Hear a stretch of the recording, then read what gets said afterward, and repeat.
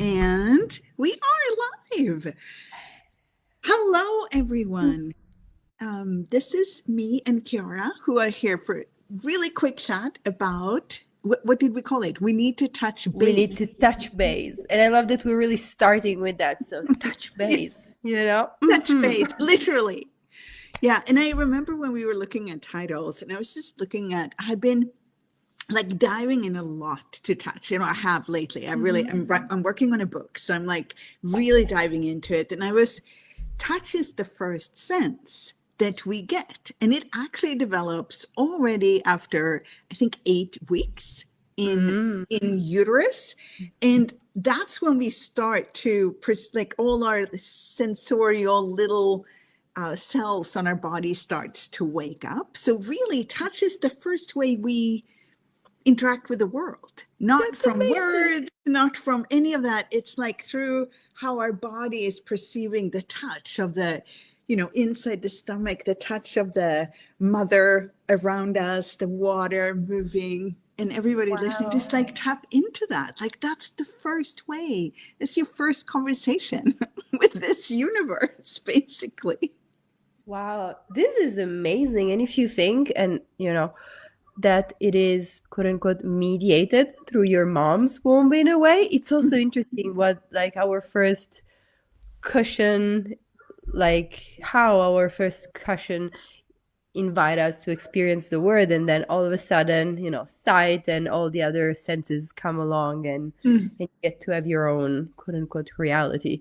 I do have a question for you, Katarina, because it Yeah. might not be something that applies, but have you always been intrigued by touch, or was it not your favorite sense to start with? No, it's a really good question, actually. I used to, I'm not entirely sure if this is true. So, you have a story in your head, and sometimes it's not exactly what's true. And my sense of myself from like when I became a teenager or, kind of like a young adult, basically, was that I was mainly interested in my thoughts. I was very focused on my brain, my mind, what I was like exploring how different my thoughts could be, what stories I could build. And I interacted with the world a lot through my thoughts and, talking. My profession was journalism. I was very into all these different of writing. I still am, but in a Mm-hmm. slightly different way. So at that time, I was mainly like, I sometimes describe it as a brain on legs. I was just like walking around in the world, and my body and my senses really were mainly there to support this part. So my life took place mainly up here. And it's not entirely true, but I, Mm-hmm. completely different than today. And then when I started to really rediscover my life was I went through, like a lot of us go through, there was a lot of things that actually didn't go as planned in my life. I had like this big plan and it seemed to all go my way. And then suddenly things just changed with love, with work, all those things shifted. And I had to really relook at who am I and who would I like to be? What would I like to create my life as? And that's when I started to explore different kinds of tools. Like I've done a lot before I started with Access Consciousness. And one of the things I used to do a lot was Tantra and Tantra courses because it really awoke things in me that I had never even considered possible or important. Or, because Tantric, it's not like sex. Yes, I had had sex. But Tantra is a lot about exploring touch and exploring touch in different ways, like the energetic kind of touch and also different kinds of sexualness and sexual Mm-hmm. touch. And then when I came across Access Consciousness, would really awoke was the aspect of energetic touch, which like exponentialized, but also that we are not just our physical body, that we are so much more than that. And that around our physical body, which is also energetic, really just like energy that has solidified for a little bit, becoming us, but then around us, we also have energetic bodies. So a lot of what I really started to get fascinated by was how we can touch each other through our energetic bodies, Mhm. and how the energetic bodies interact with our physical bodies, and how our physical bodies in themselves are so magical and so much more than we've ever given them credit for. They're not a computer. You can't really program your body, to become this. It's such a dance with all the different layers of your body, all the different layers of energy that you be, but also all the different energies that you are being interacting with the universe. So this is really, it's like I'd say the last 15, 16 years where I become Wow. more and more, and the deeper I go, the more I explore, and the more I explore myself, but also in the classes that I facilitate, the Art of Touch classes, the more fascinated I get. And it's really like, there's this great word in English called awe. And Mhm. awe and wonder. And I find that our bodies and touch and our senses, when you combine that with consciousness, Mhm. exploring, it really creates this sense of wow, Oh, we're like miracles walking on yeah. this planet. I love this detour from being a brain on legs that your life took in a way, and you're like, "Ah, okay, maybe there's a Yeah. bigger playground available." And one thing, and I love that you're talking about words, because I wanted to ask our listener if it's okay with you, Kat, to just put like the translation in their language of the word tease, because the art of touch, which is one amazing class that you do facilitate, and the intro is called the tease, and I love the word because it has, in like, for Mhm. me, it just resonates with a playfulness and a like unseriousness, and also kind of matches a bit like not the fidgeting but the like Mhm. unspoken, unserious things that you're like dying to do, but that you cannot do if you're being like an adult or an appropriate person. Mhm. Like, I don't know, like the tickling or the giggling or stuff. And Yeah. so I would like you guys, if you can, do you have a word in Swedish for tease? Um, Flört. Flott. Flört. It's like, yeah, it's like flirting in a way. So like Uh-huh. tease, but flirt. But I think, but tease could maybe something else. Sometimes when I speak in English, my whole world turns English and I can't think of any Swedish word at all. They're just like, go away. They're not here. Yeah. It's We'll funny see. because Maybe it may come as we hear the other ones too. But so yeah, it's yeah, go it, on. it's such an interesting word, because in Italian, like, too, like if I had to translate tease, that would also have, like, from English, it would have a bit of this not flirty but like lingering energy into the Oh yeah. like, like this, Hmm. where in Italian tease is a bit more like kids would do, like dispetto, so Hmm. that you would tickle, little kid, and then it's a younger energy, it's a bit less Yeah. mature. But I love how it builds up, and also when you are talking and evoking and calling into in the conversation, like this awe, and how the whole universe is our playmate as well, Yeah. even with our bodies. There's this like larger perspective and invitation, like this Yeah. playground that can be extremely, but also extremely like spacious and And I love wonderful. and I love how you bring that up. We actually do have a very different word for, I get what you mean with teasing kids, because they can tease each other. And then it's a Mhm. word in Swedish that isn't it's reta, which is really like you're kind of like pushing someone and won't Oh, go away. You're like, so so it's annoying, like yeah, it's it's like like more a bit. annoying. But Hmm. and then if we go back to like the word tease in English and whatever word, Hmm. like maybe it's different languages, like words are, it's a way of touching people too. So it's like a whole thing on its own.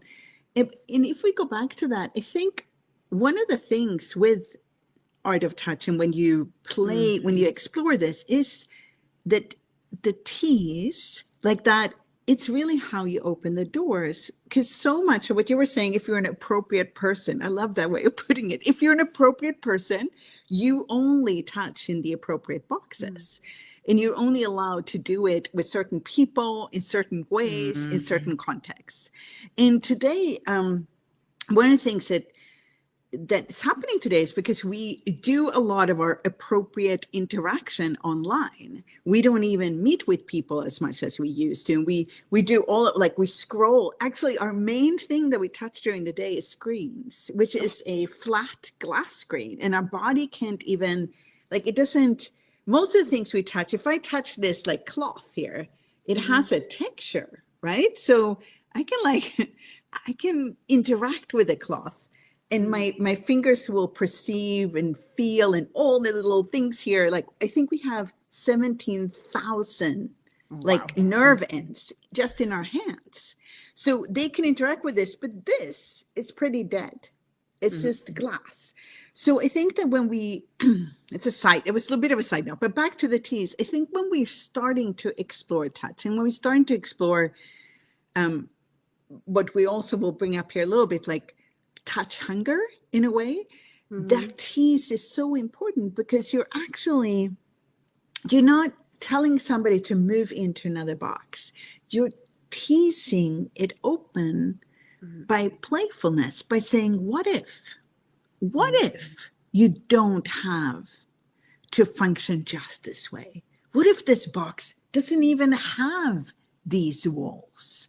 What if you are allowed to find out what's true for you with touch that you may never even have considered before? So it's this, and I think that's the way, because touch isn't, there are no like, this is how you do touch right, this is how you do touch wrong, because we're so different as sensorial organisms. We think we function all the same, but we don't. We have very different ways of being with touch, of receiving touch, of perceiving touch. And since we don't really explore it, we don't know what's true for us. That's why we sometimes go, oh my God, but that's how I function. Oh, that makes so much sense to me now. But it's this whole area. It's like we have all these senses. I think somewhere it's between at least 8 to 30 senses. So it's way more than the 5 and we can be touched by all of them. Like, we often talk about physical and energetic touch, but every single sense we're touched by music. We're touched by beauty. We're touched by words. And all of those are like ways to tease an opening into what you decided this is, and get in there. It's phenomenal, because today I was looking at weather, because I live close to the mountains, and I was like, wow, meteorology is something that I'd love to know more of, because there is there is like I don't know, like there is outdoor, which is like something that I adore, but it's also there's like forecasting, or learning how to quote unquote read the signs, or what really happens when it's too cold for snow. Like right now in Italy, northern Italy, it's too cold to snow, and I was like, so where's the snow stored exactly? Because I don't know enough about it really, you know. And I was like, So and I love how like you're talking about the physical touch and the energetic touch, and how in the art of touch, because that has been my experience, and we'd like you to to consider taking your body, or allowing your body to take you to one of them classes, is really a space for you to where everything is allowed, like all Yeah. bets are off. It's you have the keys, go and play, and then you also get to get inspired and tickled, and notice how everyone else interacts, and be like, oh, I'm gonna have some of that. Who, like that's interesting, that's, I don't know, that works even, and get inspired, and bring so many new tools and new ways of experiences and experiencing the world to you at home. And then we also have, and I'm just going to say it, I know it sounds like a different conversation, but we also have the opening of the symphony, where when touching in base with your body, you can also apply that to any area of your life, any area of your life. And you can, it's interesting with, like, so we're talking about, I'm coming to Italy in the middle of, and I'm coming to Castello di Casalborgone, which is this castle about 2 hours outside Milan. And we're going to do an intensive art of touch class, which is a 2.5 art of touch. And then we're going to do a one-day opening of the symphony, which is a class where we learn to work with energies. And it's an amazing modality that Dr. Dane here has developed. And I just want to go quickly back to what you were talking about, because yes, so we use, in both these classes, we use practical practices, very hands-on. You get to play with this yourself. And one of the things that shows up from that is that because awareness isn't logical, consciousness isn't logical. You can't, we think we're going to think our way to becoming more aware. We think we're going to think our way to becoming more conscious.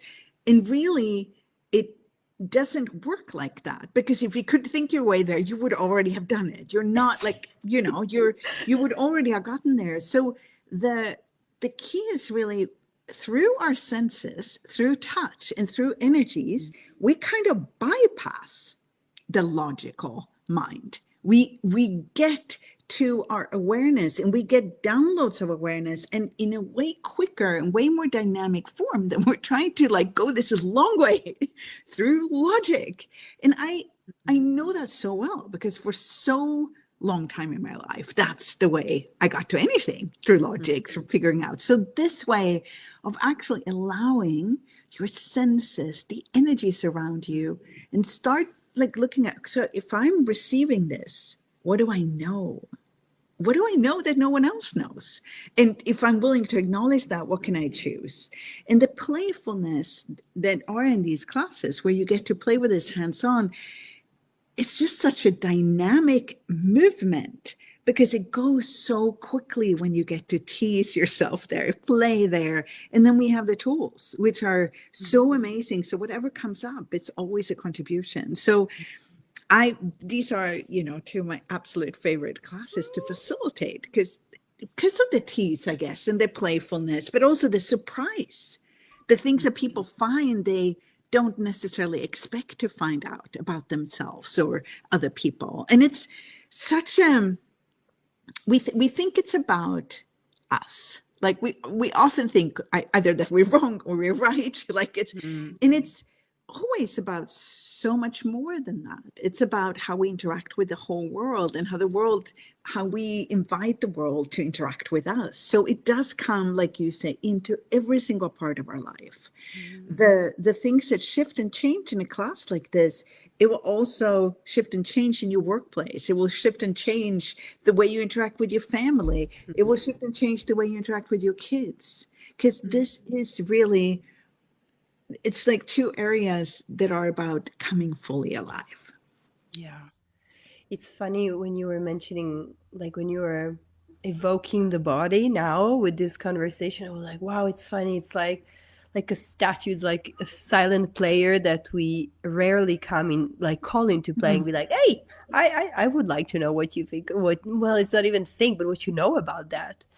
And it's oh my god, I'm speechless. I'm excited. And I was realizing also how lightness, fun, humor, tease are some area where usually, well, my experience is I'm having such a good time when I am, and I don't know, and there's nobody else needs to understand it, so I don't need to be validated. But I notice that I forget to judge me when I'm like having fun. And even if I'm the only one, you know, laughing at that joke or that enjoys teasing in that way or something, I don't care. It's like there is a unicity of being you. And it's amazing because using these tools that bring lightness, it's not like dangling a carrot in front of a horse, but it's also like, hey, it can be light, and you get it, and you're like, oh, I can use it. I enjoy it. I don't need to be logical and serious about everything. That's great.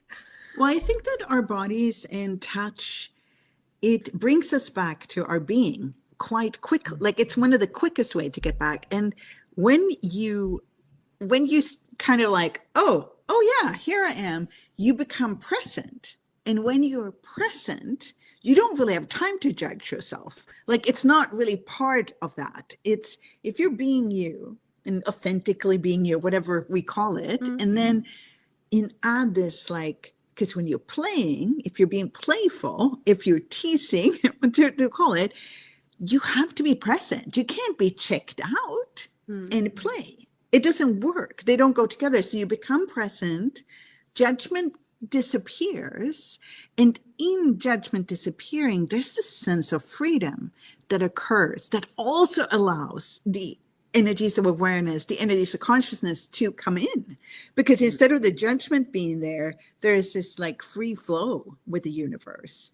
And I had put like in the invitation for this, I wanted to point out that sometimes, we sit at home, we've been working, or, maybe you're working in an office, like wherever you're working, and you start to like feel uncomfortable, like really in yourself, prickly, or, and that can be that you are literally hungry for touch. And it doesn't always mean, if you can't go and hug somebody, do that. That's like, but you can go and just be with somebody. You will touch somebody just by having a cup of coffee with them. Like it would be amazing if you can get a hug. So, you're Italian, you can get a little kiss on your cheeks. It's a wonderful part of Italian culture.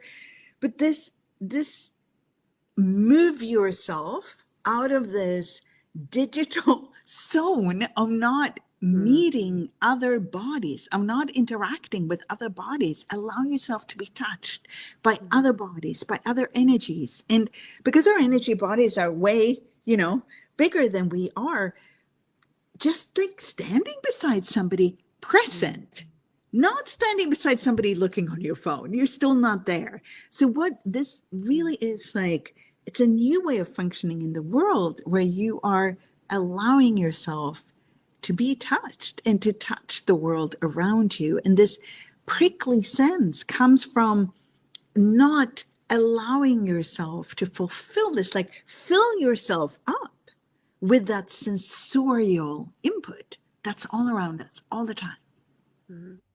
Wow. I don't know. It's silly. I just remember that there are some okay, I will say it. In Harry Potter, there is the ball, the little ball that they use for Quidditch that has a tactile memory. And the other day I was finishing, I read them again, and I was thinking about how live objects really do have this tactile memory that, like even the little powder on the leaves when you touch them, and I don't know, and you feel the sun in some tomatoes. That's very Italian of me of saying, but like how intensely light and curious we can be with touch, that we might have not allowed ourselves to, because there are many boxes, and as adults we're shoved in many boxes and we tend to believe that's how it goes. What if that rule does not apply to you, first off? And what like naughtiness of you can you claim back and receive and just wow, I am very much looking forward to these like workshops of many conversation intertwined, where there's going to be the tease of the art of touch, and then the intensive weekend, and then the opening of the symphony. It feels like a crescendo to me, like woo, like a big wave. Before we end, I just have to use this example that you used. You can, because yes, everything, like things have a tactile memory, but you mentioned the tomatoes with the sunshine, right? And yes, it's very Italian of you, but it's also so beautiful. Like the Italian tomatoes do have the sunshine within them, And I find that after classes like this, after a lot of access class, well, probably after all access classes, and for me specifically classes that allows you to play with it hands-on, it is like the sunshine stays in you, just like in a tomato. You leave these weekends and that sunshine is within you because it's still there. It's not just for the weekend. It stays with you. And then the more you sunshine yourself, the more you get to beam into the world. It sounds a little, it's poetic. It's poetic. Let's go for the poetry. But I love that. Like the sunshine in Italian tomatoes. It's really after, symphony classes, after art of touch classes, after body classes, it all like stays there. The sunshine. Totally. You energetic know, presence. it's funny because when like my like something that I heard myself saying very often after classes is I can't wipe that smile off my face, Yes. because you really feel it inside. You're like, oh my gosh, I can't help but smiling. And then I was like, why should I wipe it off my face? If Yeah. people are uncomfortable, well, they're their thing. But really, um, wow. And I'm very yeah, I know how I have had as participants both the art of touch and the opening of the symphony class with you. But I must say, I'm really curious to experience that again. Because, well, there is no because, but there is it's a, to me, it's a very tangible, it's not even growth, the term, but like, how many more informations have you gathered in your own life that Hmm. are bringing even forward this class. And I Like and even now, you're writing a book, so I know there is a lot of like oh research and yeah, there's aha so much. behind. So it's like, And I just have to add, I mean, we are going to wrap up now, but I just have to add where we're going to be because the castle, Castello di Casalborgone, is one of the most beautiful places and one of my favorite places on earth. And it has this sense of peace, this sense of like the place itself, the silence, the nature, the beauty of that place touches you. And you will touch it too. So it's like I have a co-facilitator, and my co-facilitator is the castle. So yeah.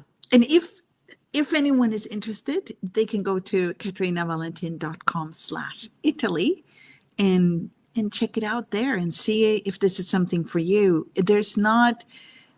These classes don't have very high prereqs. I think the Art of Touch has bars as prereq, and the uh, opening of the symphony has foundation. So we're really, if you've done some of the basic classes in Access, you're so welcome to come and play and tease and get teased this weekend, the middle of March. yes, please. Oh my God, thank you, Katarina. Very much Thank looking you. forward.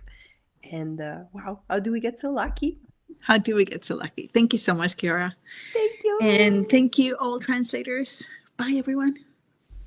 Ciao.